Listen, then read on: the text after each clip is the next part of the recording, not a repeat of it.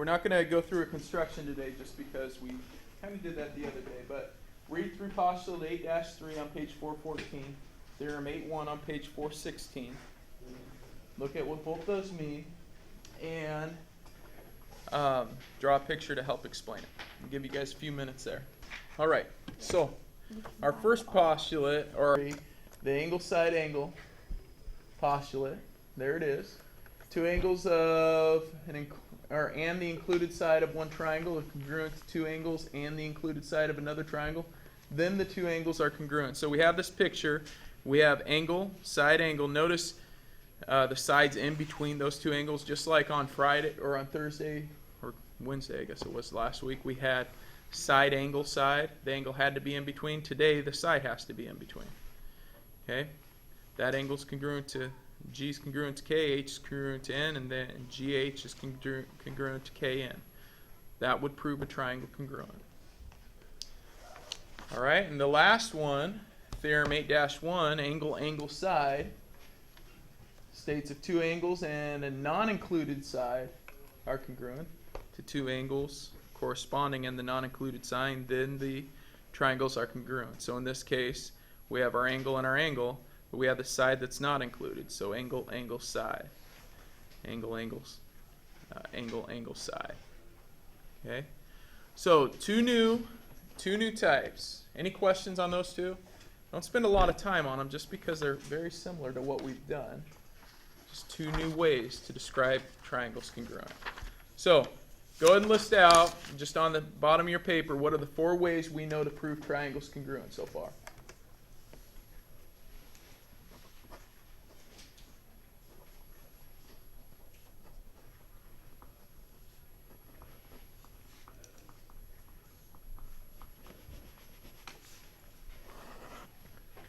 Four ways to prove triangles congruent.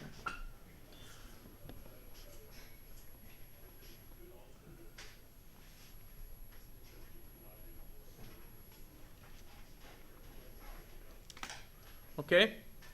One way. Today we had. What are the 2 ways we had today, I guess? Angle, side angle. Okay, angle, side angle. Grace? Angle, angle, side. Angle, angle, side. Okay. So we have the 2 that start with the angles. What are the other ones? Bethany, what's one? SSA. S. What is it? S. SS. A. Nope. Yeah. O. S. SSS would work. Good. Another one? Yeah? SAS. SAS. Okay, so the ones that start with the S's, right? SSS, SAS, and then we have ASA and AAS. Remember, we don't want any bad words in there. Okay? All right. So we have 4 ways to prove triangles congruent. Good?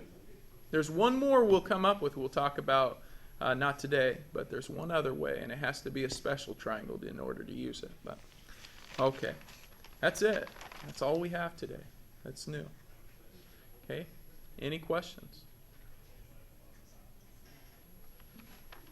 Okay. Well, everyone should have their assignment now.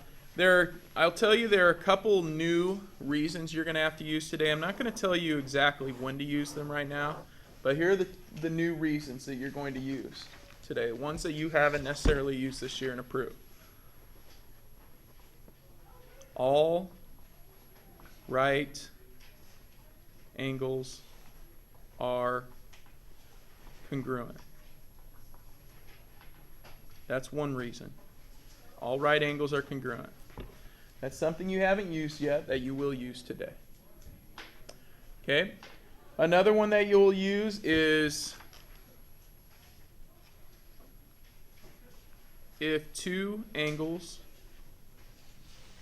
are congruent, then the third